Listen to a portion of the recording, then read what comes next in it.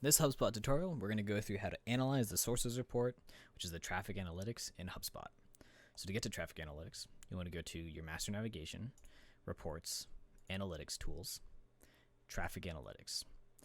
This page is basically giving you an overarching view of how people are coming to your website. Meaning, are they coming through direct traffic, organic search, email marketing, referrals, social media, or if you have any paid campaigns running. So, just to run through each of these tools specifically, you can choose a date range. You can do all time, and this will give you data on ever since HubSpot has been tracking this website, or you can just do this quarter. There's a lot of different filters you can use, so choose whichever ones make sense for you. You can change the frequency as well to go to daily, weekly, or monthly.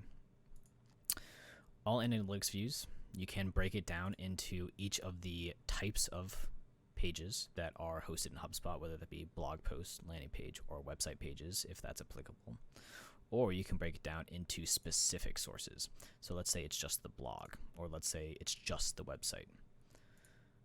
You can break down the metrics. So in this case, it defaults to sessions, but what if we wanted to know the number of new contacts who actually originated from the website, or the number of new contacts who actually originated from the blog?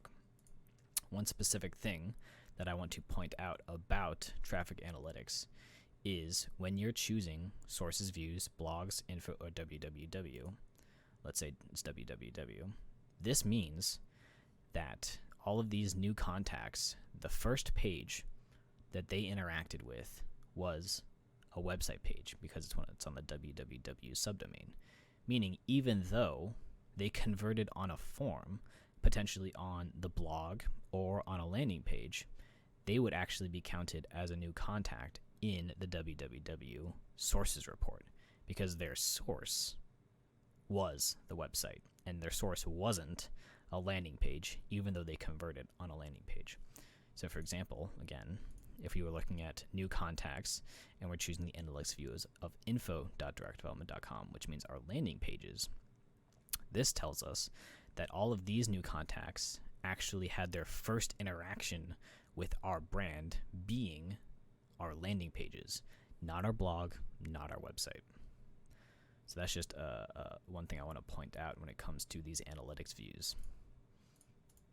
So normally all analytics views gives you an overarching view of all the new contacts across all subdomains.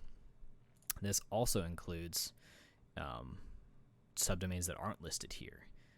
So any page, potentially an external website that still has the HubSpot tracking cookie on it, will still show up here.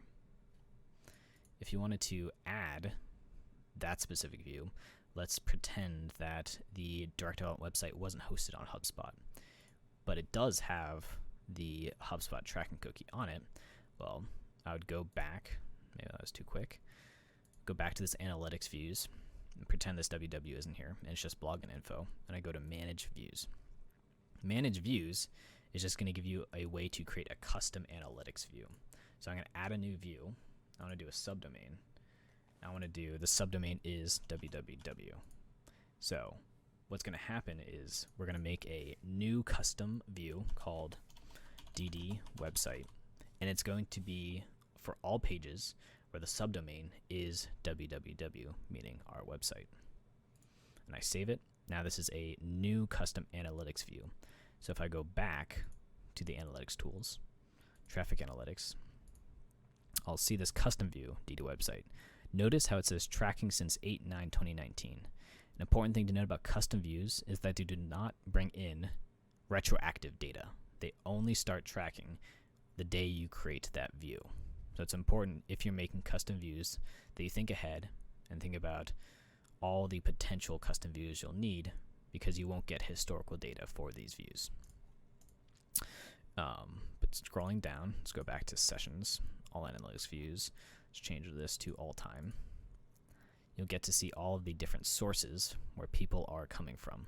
So organic search, again, is that, organic search engine. Direct traffic is people typing in that URL directly, or there's just no referral information that HubSpot can pick up on that can assign it to any of these other sources. Email marketing is through, obviously, email. Social media, through Facebook, Twitter, LinkedIn, any of these social media platforms that you're using. Referrals are from other websites that are linking to you. Paid search, stuff like Google Ads. Other campaigns are specifically for tracking URLs that you could create and assign it to a specific campaign. Those would appear here. And paid social are, paid ads that you put on social media platforms.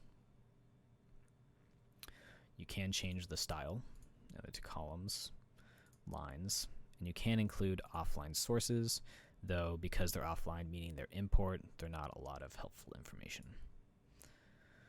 Again, this is the sources report. It gives you an overarching view of where people are coming from, but again, it's important to note these specific sources views.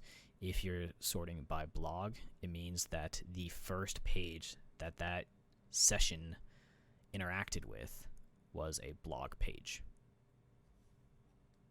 And that is it for sessions. And that is it for traffic analytics.